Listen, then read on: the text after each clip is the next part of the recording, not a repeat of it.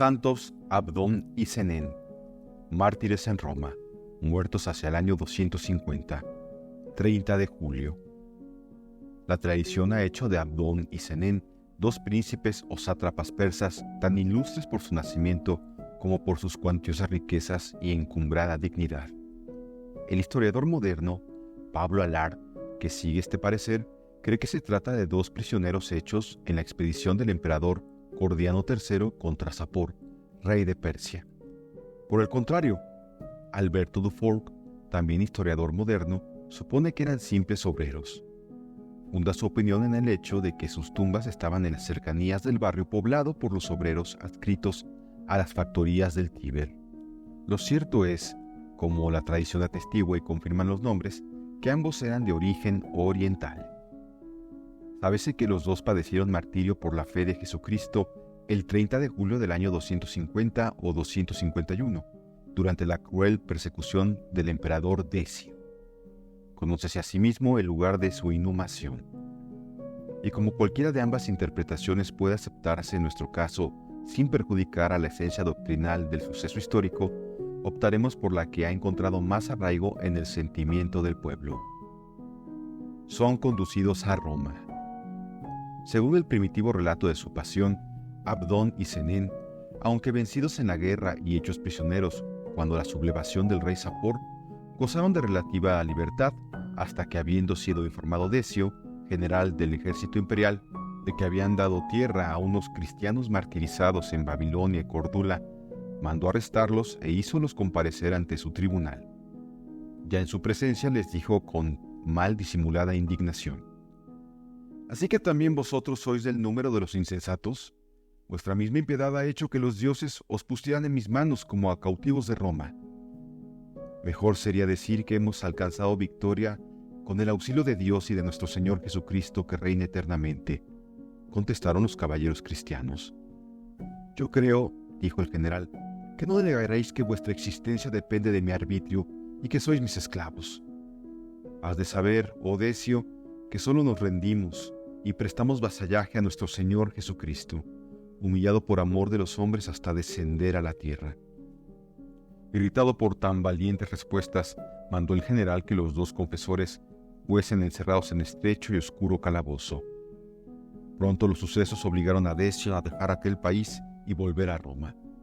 Según costumbre, llevóse consigo algunos prisioneros para que sirvieran de espectáculo al pueblo romano. Entre ellos iban Abdón y Zenén. 4 meses duró aquel largo y penoso viaje, pero las fatigas y trabajos que en él padecieron nuestros prisioneros quedaron compensados con la esperanza de recibir la palma del martirio.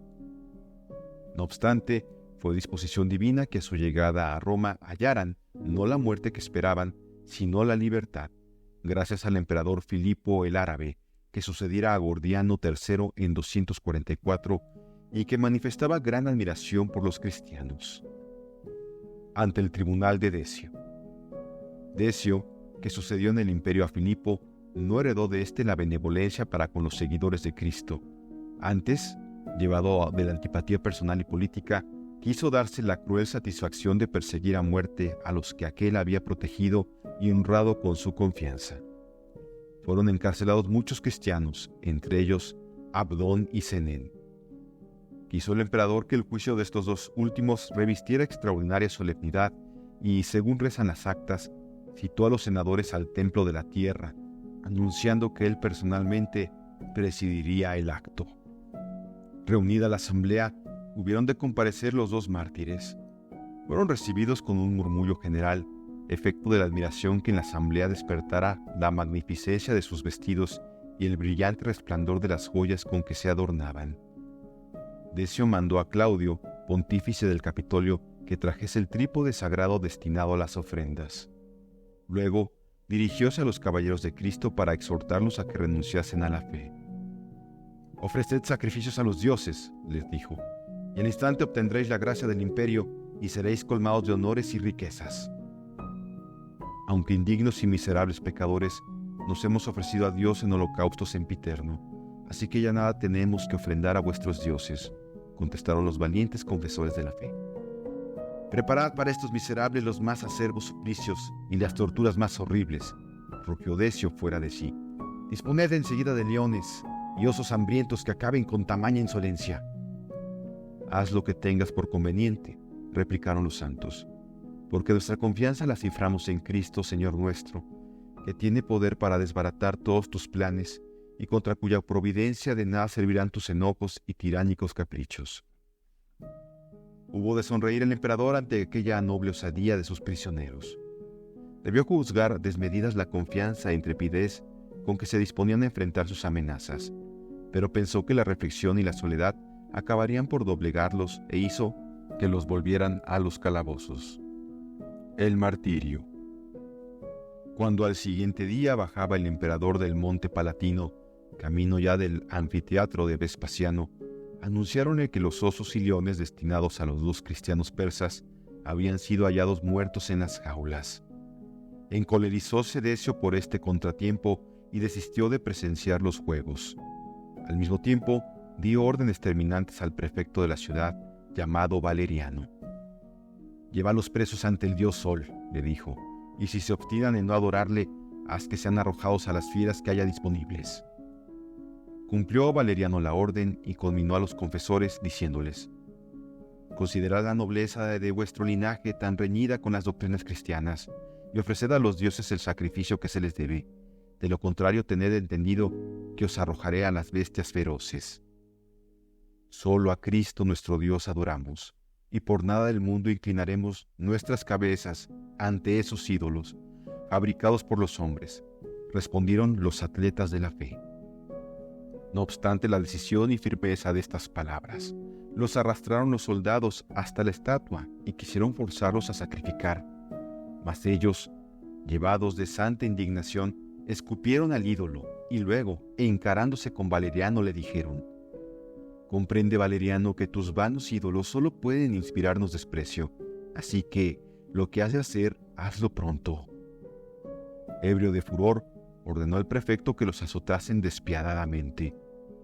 Cumplióse con exquisita crueldad aquella orden hasta ensangrentar los mismos vestidos de los valerosos mártires. Pero no consiguieron los verdugos arrancarles ni una sola queja. Parecía aquello un desafío entre el furor sanguinario de los sayones y la calma imperturbable de sus víctimas. Ya que hubieron desfogado su rabia, condujéronlos al circo, donde esperaba ya la multitud. En cuanto aparecieron en el anfiteatro, recibiólos un clamoreo confuso. A una orden del heraldo, llegáronse los 2 hermanos ante Valeriano, presidente del espectáculo por ausencia del emperador, para dirigirle el acostumbrado saludo de los que debían morir. «Venimos», le dijeron, «a recibir la corona que nos tiene reservada nuestro Señor Jesucristo. Que Él te perdone el mal que piensas hacer y te conceda la gracia de conocerle un día. Ya ves con qué regocijo y serenidad acatamos tu sentencia. Gracias a ella se nos abrirán hoy las puertas del cielo. El mismo Señor por cuya fe hemos venido al suplicio nos presta aliento y fuerza para el supremo combate. Aprende tú, oh Valeriano, y aprended, romanos todos, de esta lección que la omnipotencia de Jesucristo os da en sus 2 humildes siervos». Encamináronse después muy tranquilamente hacia el centro de la plaza y esperaron la muerte sumidos en fervorosa oración. Dio el prefecto orden de soltar las fieras, y con loco regocijo de los espectadores alzáronse las rejas de los fosos subterráneos. Corrieron aquellas con temerosa furia hacia sus víctimas, mas ya cerca de ellas, paráronse cual si las detuviera alguna fuerza sobrenatural. Aproximáronse luego lentamente hasta donde los mártires aguardaban, y cual si de bestias mansas se tratase, rodeáronlos y tumbáronse a sus pies. La muchedumbre, aquella muchedumbre frenética y voluble que de tan diversas maneras solía reaccionar ante lo extraordinario, prorrumpió en atronadora gritería maldiciendo la súbita transformación. «He ahí bien palpable los efectos de la magia», exclamó Valeriano, y ordenó a los reciarios y gladiadores que avanzaran para acabar de una vez con los atletas cristianos. Tuvieron que habérselas primeramente contra las fieras que súbitamente recobraron su agresividad. Llegáronse después donde estaban los 2 santos, y esgrimiendo contra ellos sus punzantes armas, los hirieron tan bárbara y sañudamente que en aquel suplicio murieron.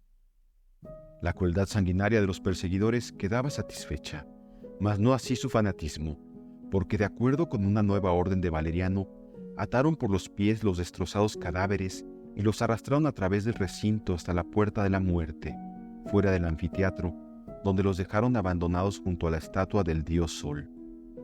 3 días después, un subdiácono llamado Quirino, que vivía cerca de Coliseo, amparado por las sombras de la noche, los recogió cuidadosamente y los llevó a su casa. En el cementerio de Ponciano. Cosa de medio siglo más tarde, y siendo ya cristiano el emperador Constantino, dicen las actas, apareciéronse los santos mártires para revelar el lugar de su tumba.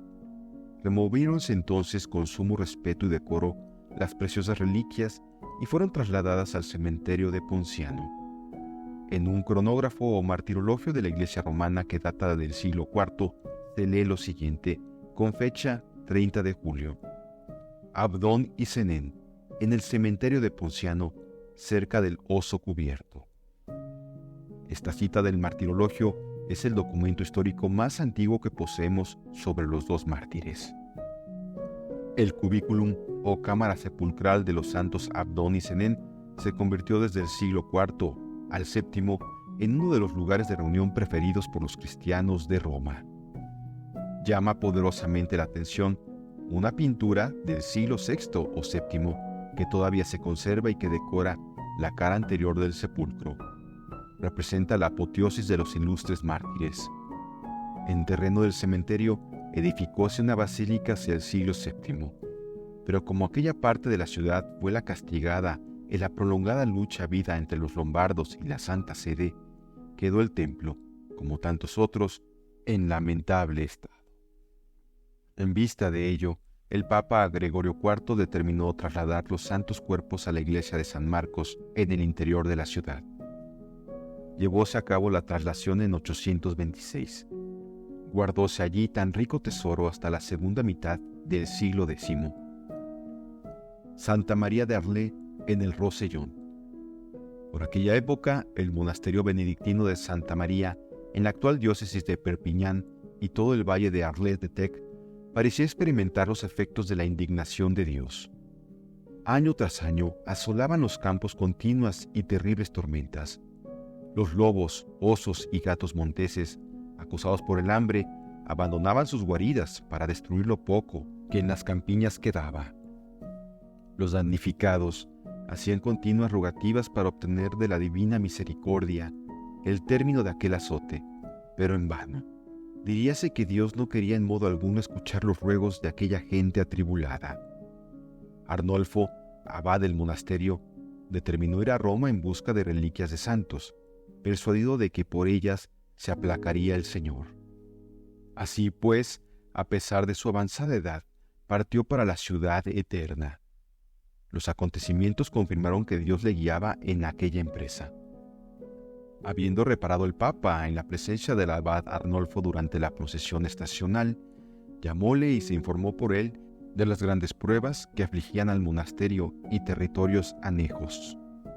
Edificado, además, por el objeto de su largo y penoso viaje, concedióle, dice la tradición, las reliquias que deseara llevar, excepto, naturalmente, las de los apóstoles Pedro y Pablo y de los mártires Esteban y Lorenzo. Durante el sueño, fuele revelado al abad las reliquias que debía pedir. Vio una cripta y en ella 2 tumbas de donde emanaba una fuente de sangre. Era la confesión de la Basílica de San Marcos, en la que la víspera había tenido lugar la estación. Las reliquias que hay en estas tumbas, díjole una voz, son las de los bienaventurados mártires Abdón y Senén. Vuelto hacia donde partía la voz, exclamó Arnolfo: «Plazcaos, Señor, que me las lleve para remedio de los males que afligen a mi país». Sus deseos fueron cumplidos, porque informado el Papa de aquella revelación, mandó buscar las sagradas reliquias y halladas, hizo con ellas 2 lotes, uno de los cuales recibió el abad con gran contento y satisfacción. Era en verdad rico el tesoro adquirido y por ende expuesto a grandes peligros, máxime en aquellos siglos de fe viva. No lo ignoraba el dichoso abad, y para prevenir la piadosa codicia, que pudiera suscitarse en los moradores de los lugares por donde debía pasar, acudió a una ingeniosa estratagema y fue, dice la crónica, que mandó hacer un barril con 3 compartimientos, puso en el del medio su preciosa carga y llenó de vino los 2 extremos. Grandes milagros. Pronto se manifestó la virtud que las reliquias comunicaban al vino, porque en el puerto de Génova el demonio denunció la presencia de los mártires por boca de una posesa. El avisado abad dio a la mujer un poco de aquel vino y quedó ésta libre del demonio. Ya en alta mar desencadenóse una furiosa tempestad. En lo más recio del peligro, postróse de rodillas el abad e invocó la protección de los mártires. Imitáronle los demás y juntos hicieron un voto al Señor. En un momento experimentaron los maravillosos efectos de la oración, porque aparecieron en el barco 2 jóvenes de extraordinaria hermosura que se dieron a arreglar el palo mayor, roto a consecuencia de la borrasca. Acomodaron las velas y por fin apaciguaron el mar, con gran pasmo de los atribulados náutas. Este y otros estupendos milagros realizados a bordo despertaron la atención de todos los que en el buque iban, pero el buen abad, siempre desconfiado y con temor de que pudieran asaltar su preciado tesoro, guardó absoluto secreto sobre él, de manera que pasó completamente inadvertido para cuantos viajaban. Desembarcado que hubo en una ensenada del cabo de Creus, cargó Arnolfo el preciado barril sobre sus venerables hombros y continuó su camino por tierra. Al llegar al pie de los Pirineos, topó con 2 ciegos que pedían limosna. Dióles también a beber un poco del vino del misterioso barril y recobraron al punto la vista. Para atravesar la cordillera con más comodidad, trató Arnolfo con un arriero y convinieron en ir juntos hasta el convento. En cuanto pisaron tierra patrimonial del monasterio, las campanas de los lugares por donde pasaban repicaban alegremente por sí solas, como para dar la bienvenida a los celestiales protectores. Ya se oía el alegre carillón del monasterio cuando plugo a Dios manifestar la santidad de sus siervos con otro milagro. Porque cuando subían una empinada pendiente del flanco de la montaña, de tal manera aguijoneó el arriero a la pobre bestia que le hizo perder el equilibrio y rodó entre peñas y malezas hasta dar en el río. «¡Dios santo!», exclamó nerviosamente el buen arriero. «Si no tengo dentro de mí al mismísimo diablo, yo no sé lo que me pasa. ¿Por qué habré hecho esta barbaridad?». Con todo, la sémila no sufrió el menor daño, sino que levantóse por sí sola, remontó el lecho del río con la carga intacta sobre sus lomos y llegó al monasterio antes que los 2 atónitos caminantes. Con las santas reliquias recibió al valle de Arles de Tec la bendición de Dios, pues desde entonces se vio libre de las terribles calamidades que habían venido azotándolo. Y no solo recibió esta gracia, sino que además se multiplicaron extraordinariamente los prodigios, de modo que llegó a hacerse popularísima la devoción a estos santos mártires, devoción que el cielo ha refrendado con aquellos favores debidos a su poderosa intercesión. La Santa Tumba. Junto a una capillita y en el ángulo formado por la fachada de la iglesia de Nuestra Señora de Arles y el muro exterior del claustro, hay un sarcófago de mármol blanco que data del siglo IV o quizá del III. 2 ménsulas de piedra le aíslan el suelo y otras 2 de la pared. Según la tradición, ese sepulcro encierra las reliquias de los gloriosos santos Abdón y Senén. Si ello no es cierto, es muy probable que en otros tiempos hubieran contenido alguna parte de las mismas. Allí existe un prodigioso manantial cuyas aguas se renuevan de continuo. Alguna vez se agotó ese manantial, pero bastó implorar con públicas oraciones el socorro de los mártires persas para que nuevamente brotara. La Revolución Francesa profanó en 1794 la Santa Tumba. Fue abierto el sepulcro y colmado de inmundicias. 16 meses más tarde, repararon los fieles el ultraje, limpiaron el sarcófago, lo lavaron y efectuadas las convenientes reparaciones, vióse el agua salir nuevamente de las paredes y llenar el fondo, sin que hasta el presente se haya interrumpido. Varias veces se ha pretendido explicar, tras detenidos exámenes, la maravilla de la Santa Tumba, pero han fracasado rotundamente los distintos ensayos de la ciencia. En cambio, la sencilla fe del pueblo ve en ello una prueba manifiesta del poder de Dios, que quiere así honrar a sus santos.